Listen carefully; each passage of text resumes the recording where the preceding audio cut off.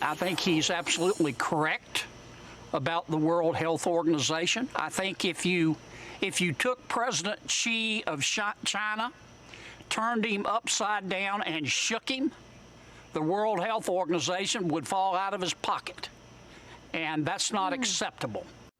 Louisiana Senator John Kennedy with his unique style there, echoing the president, criticizing the World Health Organization's handling of the COVID-19 outbreak as the White House threatens to cut off funding to the agency. Let's bring in Arkansas Senator Tom Cotton, member of the Intel Banking and Armed Services Committee. Good morning, Senator. Good morning, Ed. I noted that your colleague, Senator Kennedy, has a pretty unique style and manner of speaking, but bottom line, I see your smile there. Is the World Health Organization an apologist for China?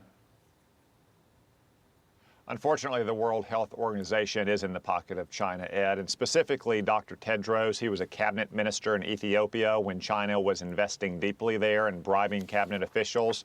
He has a well-known and frankly well-deserved reputation for corruption that's gone from Ethiopia now to the WHO. That's why the president is right that we need to condition future funding of the WHO on reforms going forward, transparency about the past, on the replacement of the leadership at the WHO and the admission of Taiwan, at least as an observer to the WHO. If we can't do that, then we're going to have to establish our own organization and invite members of the civilized world to join us using American standards of transparency and accountability. Well, Senator, you just mentioned the director of the World Health Organization.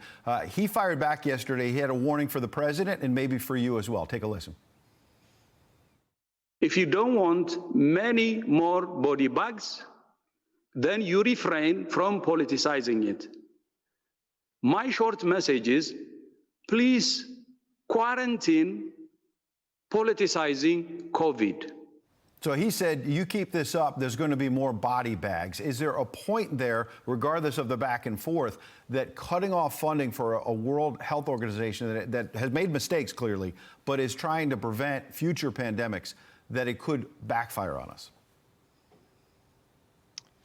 Ed, I'm disgusted by that kind of threat from some two-bit, third-rate international bureaucrat. That's why Dr. Tedros needs to be fired. Frankly, he needs to be investigated so we can find out just how deeply in China's pocket he is. Going back to January, I was pointing out that the World Health Organization was more interested in politically correct appeasement of China, calling the virus something besides what it should be called, which is the China virus or the Wuhan coronavirus, than it was trying to get to the truth. So, for instance, it accepted China's ludicrously false claims that there was no human-to-human contact in the early days of this virus. It refused to respond to some of the learnings that we had from Taiwan because Taiwan is not viewed by Beijing as a country. Those are the kinds of things that have to change at the World Health Organization. And Dr. Tedros's two-bit accusations and threats are not going to change those facts. All right.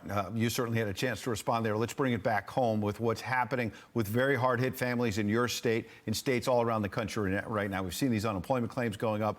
You and others on the Hill have been trying to do a lot with the stimulus. There have been questions about whether the small business loans are really getting to the people who need it. Senator McConnell's going to talk on that next hour. In the meantime, you and Doug Jones, a Democratic colleague, are saying you got to get the money faster as well to individuals. You said we encourage the Treasury Department to offer a targeted group of Americans the option of receiving their direct assistance payment on Direct Express debit cards, which are used for other federal benefits like Social Security and Veterans Affairs benefits. Talk about the focus on this, and is there a concern that the money is just simply not getting to people who need it quickly enough?